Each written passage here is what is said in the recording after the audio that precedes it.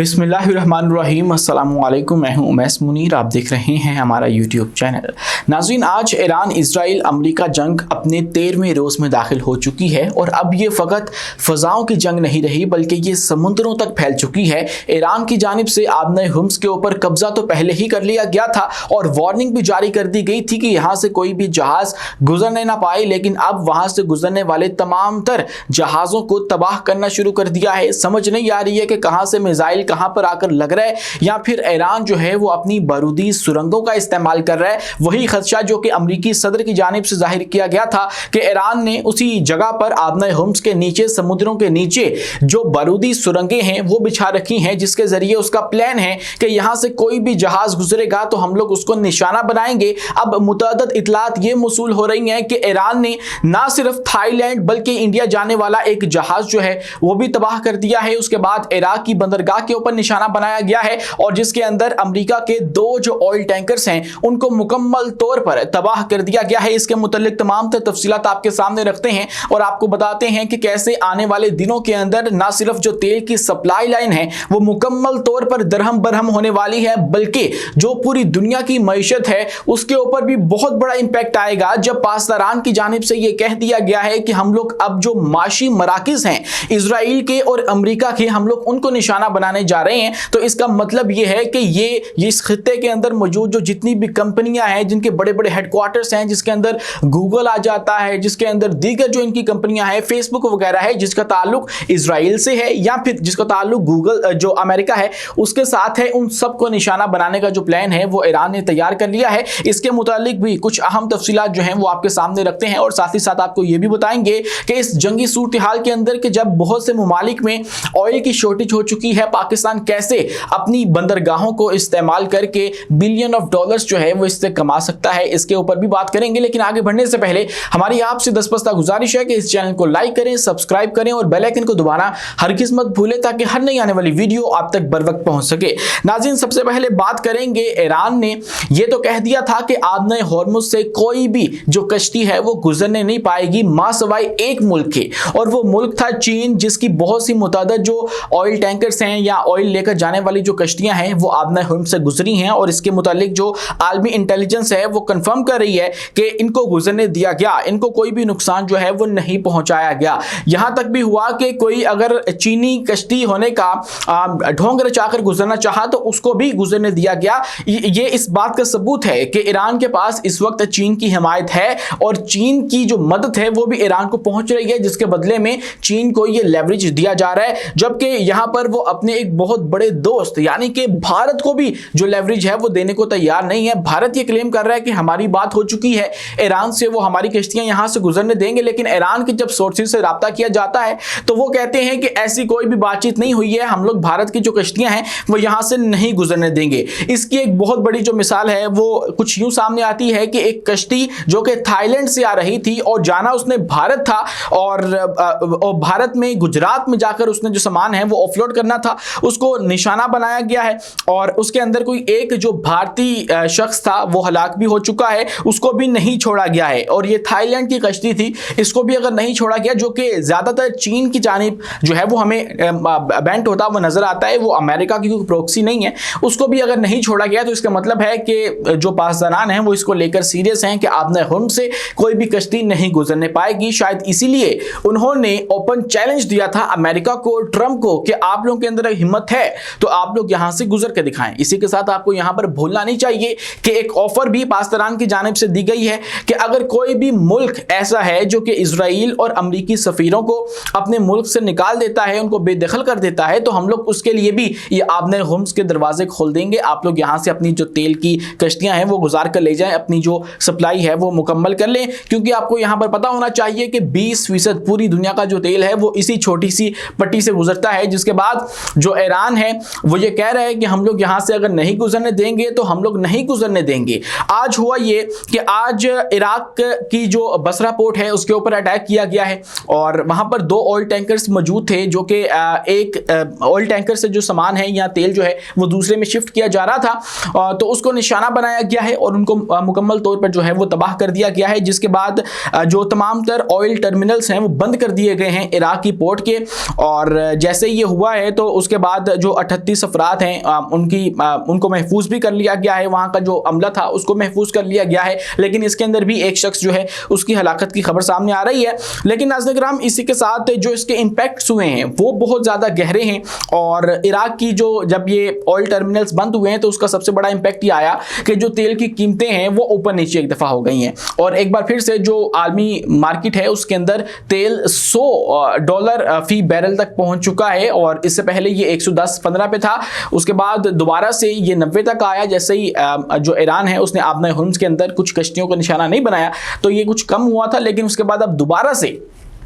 जो ये तेल है वो ऊपर चला गया है। और इसी के साथ नाज़रीन किराम, जो ईरान है उसने अमेरिका को मुखातब करते हुए वाज़ेह किया है कि तेल को $200 फी बैरल तक हम लेकर जाने के लिए तैयार हैं, क्योंकि तेल की कीमत खित्ते के अमन से जुड़ी है जिसे आपने गैर मुस्तहकम किया है। और याद रहे कि ईरान जंग के बाद तेल की कीमतों में इजाफे के बाद आलमी तवानाई एजेंसी IEA ने 400 मिलियन बैरल तेल जारी करने का ऐलान किया था। तहम इस ऐलान के बावजूद खाम तेल की कीमतों में इजाफा देखने में आया है। यहां पर आपको यह बात नोट करनी चाहिए कि जब ईरान ने यह एक ओपन चैलेंज दे दिया कि अमेरिका की जो कश्तियां हैं वो इस खित्ते में आकर दिखाएं, तो अमेरिका को क्या चीज है जो रोक रही है कि वो यहां पर नहीं आ रहे हैं। और इसके बावजूद कि वो ये क्लेम भी करते हैं कि हमने जो ईरान है उसकी तमाम तर नेवी तबाह कर दी है, हमने उसके तमाम तर जो लॉन्चर्स हैं उनको तबाह कर दिया है, हमने उनके तमाम तर जो ड्रोन्स हैं उनको तबाह कर दिया है, ड्रोन फैक्ट्रियां हैं उनको तबाह कर दिया है, तो पीछे फिर आप रह के जाता है आप लोग इस खित्ते में आए, जबकि आपको ओपन चैलेंज दिया जा रहा है। आपके पास दुनिया की सबसे खतरनाक नेवी है, आपके पास अब्राहम लिंकन है जो कि इस खित्ते में आपने तैनात कर रखा है, आपके पास USS जेराल्ड R फोर्ड है जो कि आपने इस खित्ते में पहुंचाया हुआ है। उसका क्या मकसद है? आप इसको यहां पर लेकर आए, जो दीगर यहां से आपकी कश्तियां गुजरनी है या आपके जो दोस्त हैं उनकी कश्तियां गुजरनी है, आप उनको हेल्प आउट करें। लेकिन अगर नहीं कर पा रहा अमेरिका तो इसकी कोई वजह है, और वो वजह मुमकिन तौर पर अमेरिकी सदर बताते हैं कि बारूदी सुरंगें हैं। और आज जब ये अटैक हुआ है जिसके बाद ये कीमतें ऊपर नीचे हुई हैं और 2 ऑयल टैंकर्स को जब निशाना बनाया गया है, तो तब ये खबर सामने आ रही है कि जो हमलों में धमाका खेज मवाद से लेस बगैर अमले की कश्तियां हैं वो इस्तेमाल हुई हैं, या फिर समुद्री जो बारूदी सुरंगें हैं उनका इस्तेमाल किया गया है। क्योंकि एक वीडियो जो है, जो कि इस वीडियो के अंदर मैं आपके सामने नहीं रख सकता हूं, जिसके अंदर देख सकते हैं कि अमेरिका से मुंसलिक कुछ कश्तियां हैं जिनको तबाह किया है ईरान ने। बहुत ही धमाका खेज जो विजुअल्स हैं वो सामने आए हैं और मुकम्मल तौर पर तबाह हो गई हैं। उसके मुतालिक कहा जा रहा है कि ये या तो इनके साथ जो है वो कोई बगैर किसी आदमी के मौजूद कश्ती को टकराया गया है, या फिर बारूदी सुरंगों से इनको निशाना बनाया गया है। और उसके बाद जो है वो तमाम तर जो ममालिक हैं वो हाई अलर्ट पर जा चुके हैं कि ईरान तो इसको लेकर सीरियस लग रहा है, और ईरान ने जब कह दिया हुआ है कि हम लोग यहाँ से नहीं गुजरने देंगे तो वो नहीं गुजरने दे रहा। ऐसे में पाकिस्तान के मुतालिक एक अहम जो प्रपोजल है वो सामने आया है और एक इंकशाफ भी हुआ है, और वो ये है कि पाकिस्तान के जो वज़ीर ममलिकत ख़जाना हैं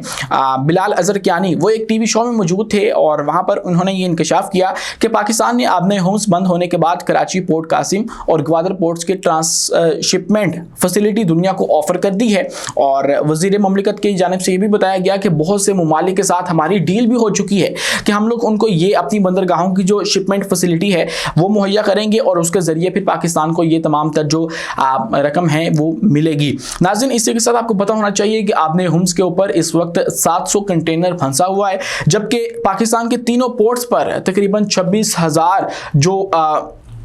कंटेनर्स है उसकी तरसील की सलाहियत मौजूद है, और हम लोग उसको इस्तेमाल करके इसका फ़ायदा उठा सकते हैं। और ऐसे में जब हमारे ईरान के साथ ताल्लुकात भी बहुत गहरे हैं, ईरान अगर चाइना के बाद किसी दूसरे मुल्क को यहाँ से गुजरने दे सकता है तो वो रूस है या फिर पाकिस्तान है, तो हम लोग इसको इस्तेमाल कर सकते हैं। और ऐसे में हमने मुहाफिजुल बहर नामी एक ऑपरेशन भी शुरू कर दिया हुआ है, जिसके ज़रिए हम लोग अपनी जो नेवी है या फिर अपने जो यहाँ कमर्शियल शिप्स हैं उनको प्रोटेक्ट कर रहे हैं, और खलीज के अंदर तमाम तर जगहों पे जहाँ पे इस वक्त जंगी सूरत हाल है वहाँ पे उनको प्रोटेक्ट किया जा रहा है। तो ऐसे में हम लोग अपने जो क्लाइंट्स हैं उनको प्रोटेक्शन भी दे सकते हैं, और उसके बाद उससे हम लोग बहुत सारा जो पैसा है वो भी कमा सकते हैं, जो आप समझिए कि एक तरह से बाहर वाले सिस्टम से पाकिस्तान के अंदर ही पैसा आएगा। तो ये एक अपॉर्चुनिटी जो है वो भी सामने आ रही है। नाज़रीन, इसी के साथ एक और इंकशाफ भी मैं आपके सामने रख देता हूँ। ईरान जंग के इब्तदाई 6 दिनों में अमरीकी फौजी कार्रवाई पर $11.3 अरब खर्च होने का जो पता है वो चला है। अमेरिका की ट्रंप इंतजामिया के मुताबिक ईरान पर जारी जंग के पहले 6 दिनों में अमेरिकी हुकूमत ने कम से कम 11.3 अरब डॉलर्स खर्च कर दिए। और खर्च करने का मतलब ये है कि इन्होंने जंग की नज़र कर दी है, और ये वो पैसा था जो कि अमेरिका के टैक्स पेयर्स का था, और इसको सिर्फ एक ऐसी जंग के अंदर लगा दिया गया जिसका कोई जवाब नहीं है। अभी भी जो अमेरिका है या इजराइल है वो इस बात का जवाब नहीं दे पा रहे कि आपने जंग शुरू ही क्यों की है। क्या ईरान ने कोई आपके ऊपर अटैक किया था? क्या आपके ऊपर गजा से कोई अटैक हुआ था जिसके अंदर आपको पता लगा कि ये ईरान फैसिलिटेट कर रहा है, या फिर क्या वजह थी कि जिसके ऊपर आपने अटैक किया है? पिछली वीडियो के अंदर हमने आपके सामने 5 मंजरनामे रखे थे, और उसके अंदर हमने आपको बताया था कि 5वां मंजरनामा जो है वो इस जंग का मुमकिना इख्तिताम हो सकता है, और बात उसी तरफ जा रही है। 5वां मंजरनामा ये था कि जो ट्रंप है वो ये कहेगा कि मैंने सब कुछ कर लिया है, मैंने सब कुछ तबाह कर दिया है, जो मैं यहाँ पे करने आया था मैंने कर लिया है, तो अब ये जंग मैं बंद कर रहा हूँ, तो बस अल्लाह खैर साला। तो अब बात उसी जानिब जा रही है, और जो अमरीकी सदर हैं डोनाल्ड ट्रंप, उनकी जानिब से कहा गया है कि ईरान जंग में वाज़ेह बरतरी और बड़ी कामयाबी का दावा जो है वो हम लोग कर रहे हैं। और जंग के खात्मे से मुतालिक जो बड़ा बयान है उनका, वो मैं आपके सामने अगर रखूँ तो वो कहते हैं कि हमने 3 से 4 हफ्तों का अंदाज़ा लगाया था, लेकिन हम लोग उससे अहेड रहे हैं, और उसके बाद अब जब ये जंग ख़त्म हो चुकी है, या फिर हम लोग हमले जो हैं वो तो जारी रखे हुए हैं, लेकिन मैं जब भी चाहूँ जंग ख़त्म कर सकता हूँ, और जल्दी मैं जंग ख़त्म कर दूंगा। तो एक तरह से उन्होंने अपनी जो फ़तह है उसका ऐलान कर दिया है, और फ़तह किसकी हुई है इसको हमने ब्रेक डाउन किया था पिछली वीडियो के अंदर, आप वो देख सकते हैं। लेकिन यहाँ पर बात ये है कि यहाँ से ट्रंप जो है वो एक फेस सेविंग हासिल करने की कोशिश कर रहे हैं कि हम लोग यहाँ पर जो करने आए थे वो हमने कर लिया है, लेकिन यहाँ पर क्या करने आए थे इस बात का जवाब नहीं दिया। यहाँ तो आप न्यूक्लियर फैसिलिटीज तबाह करने आए थे, जो कि आपने पहले भी कर रखी हैं लेकिन वो हुई नहीं थी, अब दोबारा से वही करने आ गए। यहाँ फिर आप रजीम चेंज करने आए थे, रजीम चेंज तो नहीं हुआ, और पॉलिटिकल सिस्टम उनका वैसे का वैसे ही है। या फिर यहाँ पे आपने क्या करना था, सब कुछ तो वैसे का वैसे मौजूद है। मिसाइल्स उनके पास अभी भी हैं कि जिससे वो यूएई और तमाम तर ममालिक को निशाना बना रहे हैं, उसके बाद इसराइल तक मिसाइल पहुँच रहे हैं। और फिर क्या आपको हासिल हुआ इस जंग के अंदर, माँ सिवाय चंद मासूम लोगों की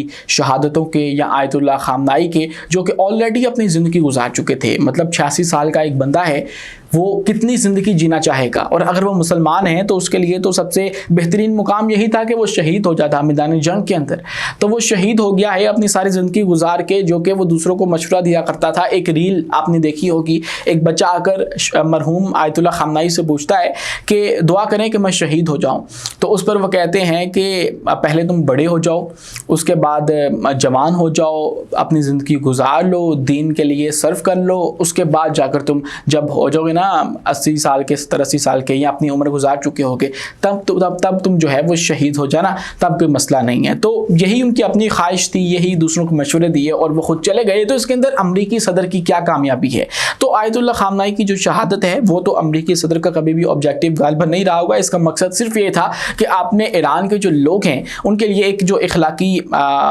या मॉरल सपोर्ट है उसको ख़त्म करना है, और वो तो ख़त्म नहीं हुई है। अभी भी ईरान के लोग जो हैं वो बाहर रैलियाँ निकाल रहे हैं। ऐसे में कि जब बमबारी हो रही है, और बदतरीन बमबारी इजराइल की जानिब से की जा रही है, अमेरिका की जानिब से की जा रही है, ईरान के लोग वहाँ पर बाहर मौजूद होते हैं और उनके सामने डटे रहते हैं। तो वहीं पर नाज़रीन किराम, पाकिस्तान की जानिब से एक और बहुत बड़ा ऐलान ये भी किया गया है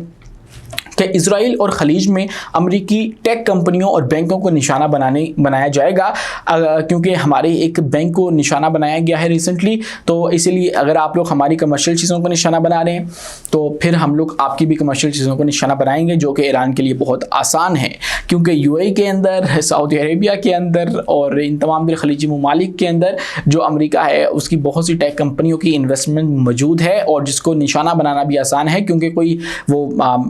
डिफेंस एरिया नहीं है कि जहां पर उनको बहुत ज़्यादा अच्छा डिफेंस मिलेगा। तो उनको निशाना बनाना ईरान के लिए बहुत ज़्यादा आसान है। और अगर ऐसा हो जाता है, लेट्स सपोज गूगल के ऊपर अटैक कर देता है ईरान, या फिर नेटफ्लिक्स के ऊपर कर देता है, या फिर जो इस तरह की दीगर बड़ी बड़ी कंपनियां हैं जिनका ताल्लुक इसराइल से है, यूएस से है, इनके हेडक्वार्टर्स के ऊपर एक एक अटैक होता है, तो इन सब के शेयर्स गिरेंगे, इन सब की जो तबाही है वो फिर जाएगी और एक बार फिर से गैर यकीनी सूरत हाल जो है वो पैदा हो जाएगी और सबसे बढ़ के जो अमरीकी इकोनॉमी है उसको डेंट डलेगा, इजरायली इकोनॉमी को डेंट डलेगा, जो कि ऑलरेडी मैंने आपको बताया कि पहले 6 दिनों के अंदर $11 बिलियन का जो नुकसान है वो हो गया था। और शायद इसीलिए जो अमेरिका है वो इस वक्त अपने जो दिफाई सिस्टम है वो दीगर ममालिक से निकाल कर इस वक्त मिडल ईस्ट में तैनात कर रहा है, क्योंकि यहाँ पर इनके दिफाई निज़ाम भी नाकाम हो चुके हैं और कम पड़ चुके हैं। चूँकि ईरान ने रिसेंटली 4-5 तो